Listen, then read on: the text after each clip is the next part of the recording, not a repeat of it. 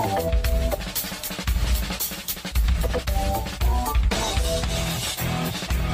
Baxter's Not 42 in the Hounds of Louisville, Kentucky, and worldwide on Apple Podcasts, SoundCloud, Google Play, iHeartRadio, and on YouTube. This is Shooting from the Lip Live. I'm Erik McEwen. Next to me, Mr. Kevin Hale. And let's talk about a very special guest that we have this segment. We brought the hood to us tonight. Oh, okay. I see what you did there. The Hood. Bethany Hood, the House of Hood, the lovely one. How are you? I'm amazing. Good. You got to work on that. I got it. All right, you got it. Can you hear me now? I think so. Yeah, we're good. We're good. Yeah. All right. I can scoot closer. How you been? I've been good. Working. I actually didn't work for the last week or so taking a bit of a vacation, which is nice. You deserve it. Yeah. Yeah. Oh yeah. This was my first complete week free. Well, I guess it wasn't complete, but it was pretty free since the beginning of the year, January. Oh, wow. So. Bethany is a creator, makeup artist, talk some of the personal trainer as well.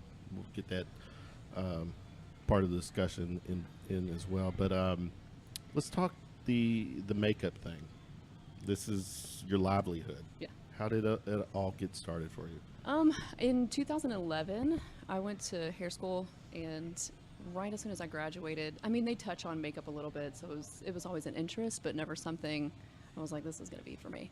But I graduated cosmetology school and got into a salon, and that's when I knew I got to work for myself. And it's just not feasible to work for yourself as a cosmetologist if you're not if you don't have a client book ready, all this other stuff. So I went to some photo shoots and found out that's where I wanted to be. Like, that's where I needed to be. I'm just being creative, and I wanted to figure out how to make that pay my bills. So it took me 3 years of doing free creative work, like, me putting out money to substitute my kit, everything like that. And I mean, it got me multiple covers here in Louisville. It's gotten me paid jobs. I went to Fashion Week in New York twice. I went to LA Fashion Week. I've been to Paris. It's like, wow. It definitely took a long time for me to get to where I am. But I'm pretty much self-taught, and that's where I learned everything. The passion for it. It was, if I didn't teach myself or if I didn't learn, I didn't feel like I was doing anything. So. Is it safe to say when it came to, the whole cosmetology thing or the makeup thing, you were your first kind of Canvas. Yeah. Oh, yeah. And oh, yeah. It's a good start, Eric. I mean, I say that with all due respect. I mean, I have definitely changed over the last, maybe 8 years. Like, I've grown up a little bit. My skin has gotten better. I've started taking care of it. And I mean, you know yourself better than anything, so it's easy to do trial and error on yourself. One, you don't have anybody judging you. You don't have somebody being like, I hate this, you're awful, you messed up, anything that you did, so you're able to. No boyfriend walking into the room and going, whoa. I mean, he can be over it, it's fine. He's fine. He doesn't need it. It doesn't matter, If anything, he's interested by all of the weirdness there too. So that sounds like a whole. Well, let's talk about the weirdness. I mean, you talk about makeup, in cosmetology and everything. Let's talk about the weirdness. The weirdness is cool because it's different for everybody. It's all what's going on inside of your head. I've known people who, do makeup, but they also they just work with their hands. But so they like to take weird, like say this napkin, for instance. I've seen somebody make an entire dress out of this. Wow. I've seen exactly. And I've seen people, just take something as simple as like a paperclip and do an entire makeup look on it. So it's when you're an artist of some sort, you can look at anything and see something else, like see something more colorful or see something with a different shape. And all you need is color and a product to kind of do that.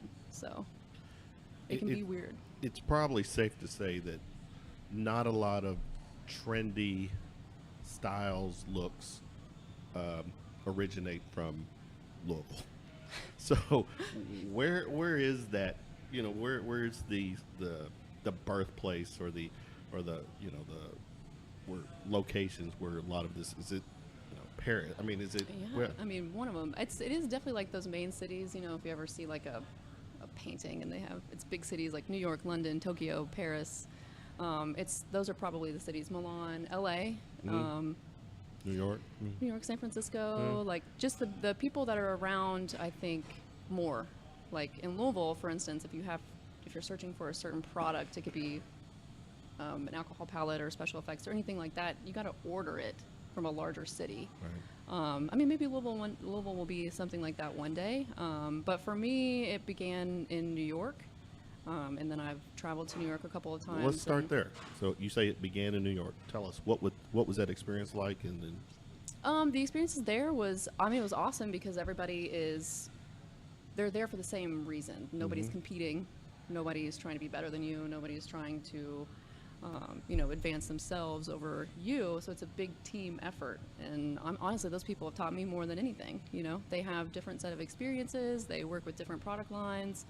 But for New York, that's where the fashion is. So my heart is in editorial, which isn't so weird looks everywhere. It can be, but it's more so making skin look like skin, or, doing something just really beautiful, but complements fashion, if that makes sense. So, yeah, it's a little bit different, but there's so many different things. Like, I have really good friends who are good at zombies and can turn, if somebody was standing in front of this brick wall over here, he could make them look like bricks, So that's just different. I don't have the patience for all of that. I can't do that. I was gonna say. I got my attention span is not that long. So the House of Hood. Can we talk about that a little bit, and the stuff that you do have patience for? Yeah, lots of patience for certain things. I was living in Texas. That's where I started training, and over the years I did lose a lot of weight, and that's kind of what prompted me to go train and to become certified as a personal trainer. So I was sitting and I was thinking, I have way too many things going on. Like, I'm doing hair, I'm doing makeup, I want to start training people. I've now got certified to do microblading. So it's like, I'm not just going to start 4 or 5 Instagrams or Facebooks for separate things that I'm doing. I just wanted to think of one house that how do I house them all together? And I love alliteration. It's just like, I'm allergic to alliteration. Well, tough titties. See what I did there? Yeah. See, it's a good thing. So I just thought that made the most sense, and it was catchy, and it almost had the same amount of letters in both, the house, but it's like Hood only's got 4 and House has 1 Hood. I don't know. It's just how it happened. So yeah, the House of Hood, and everybody's loved it since then. So I'm keeping it. So microblading. Yeah. I mean, sorry, we're guys. It's but popular. It's popular. It's what is it? amazing. Yeah. It's so cool. It could change your life. Men can do it, but they don't. What is it? Well, yeah. It's a fine incision. But I have to figure out a way to tell you this very quickly without freaking you out. I'm squeamish. Well, you don't bleed. You can pinpoint bleed, but it's very normal. It's like not a tattoo brow, but it is semi-permanent. So you don't go any deeper into the skin than a 1.5 millimeter, and you deposit ink at the same time. You ever see people who just have really, really nice eyebrows, lots of hair? It's probably stroked on with a pen. It gives women, so it's not permanent. It does fade. I've got mine done, and it's amazing. It just saves you so much time, saves you so much product. And there's never enough time. Never. You can't be rushed when you're doing your eyebrows either. Oh no. I mean, well, Kevin rushes sometimes. I'm like, come on, man, we have to go do the show. And he's like, hang on, I got to do my eyebrows. He's tweezing and everything. Yeah. You get to Paris. Yeah. Tell us about that. Paris was amazing but short-lived. So when I went to New York, I worked with Stevie Boy, he's designed sunglasses.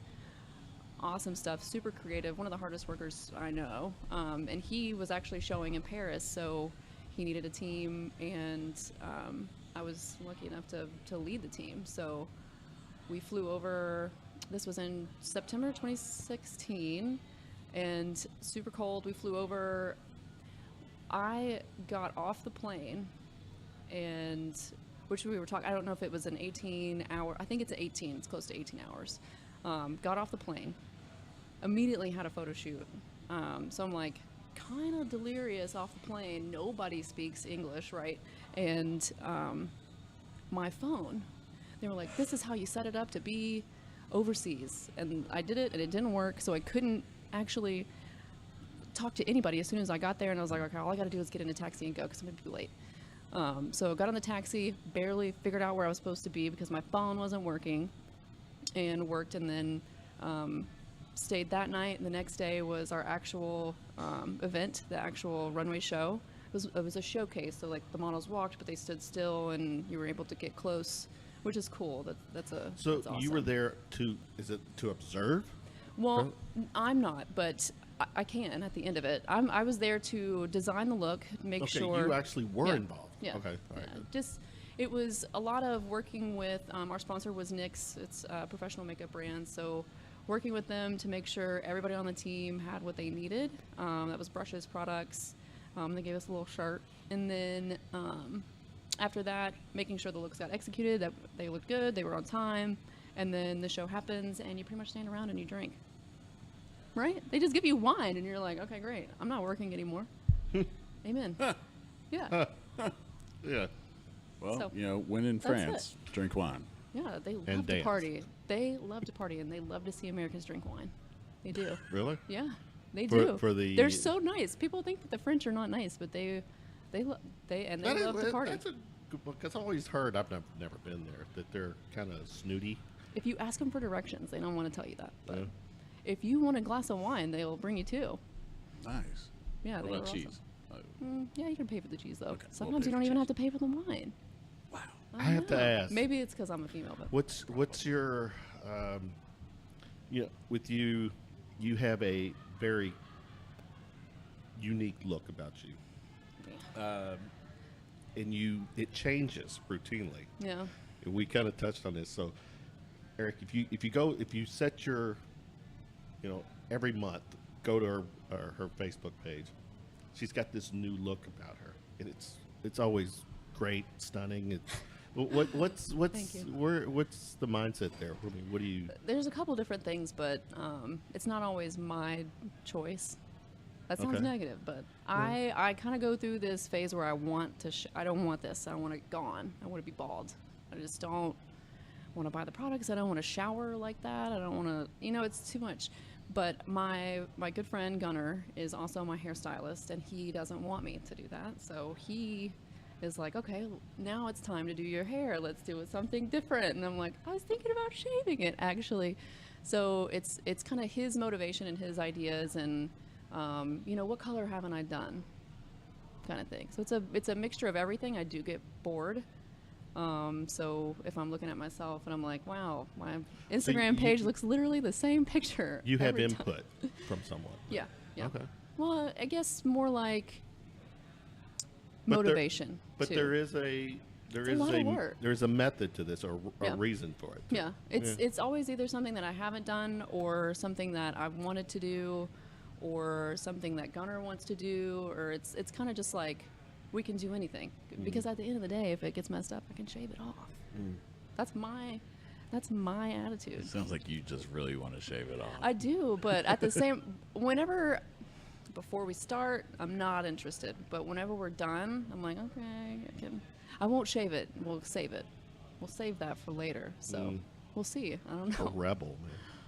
All right. So where can we find out more about House of Hood? I have a website. It's thehouseofhood.org, because thehouseofhood.com is taken. I wish I could start a petition to get that for me, but she's holding out. Anyway, thehouseofhood.org. I feel you on that. We Isn't tried to that- get the shootingfromthelip.com, and I could, for $1,800, I could get Yeah, it. mine was $2,600, and it's a lifestyle blog that she hasn't used since 2014. And the thing is, it's never been used. They don't just use it. Right. Yeah. Anyway, so you can find me at thehouseofhood.org, or you can go on Instagram. It's the House of Hood. It's always the. If you want to talk to me, if you have any questions about makeup, or any kind of health eyebrows, if you wanted to have a consultation or anything like that, you can email me at thehouseofhood@gmail.com. So it's wherever you're going, it's the House of Hood. So Projects. What's coming up for you? I actually start a film tomorrow. It's a short film. Yeah. Yeah, I can't wait. I'm super excited about it. Local or local? We're actually filming maybe 20 minutes away from here. It's like a thriller, but not a super gory thriller. So it's going to be a challenge for me. I typically do beauty makeup, so Right. yeah, it's gonna be fun. Sounds like Starts it. tomorrow. It'll happen until the end of July, and then who knows after that. Very cool. Wow. Yeah. Very cool. Well, Bethany thank you Hood. so much for stopping by. I learned a for lot having me. today. She brought the hood to us. She brought. We the didn't have to hood, go there. And she's going to bring the hood to your eyebrows, and we're gonna set that up. We'll see. We'll see. Well, stay tuned, Lip Nation, for the video of when she microblades Kevin's eyebrows. It's gonna save you time, buddy. And that's what it's all about. Yeah.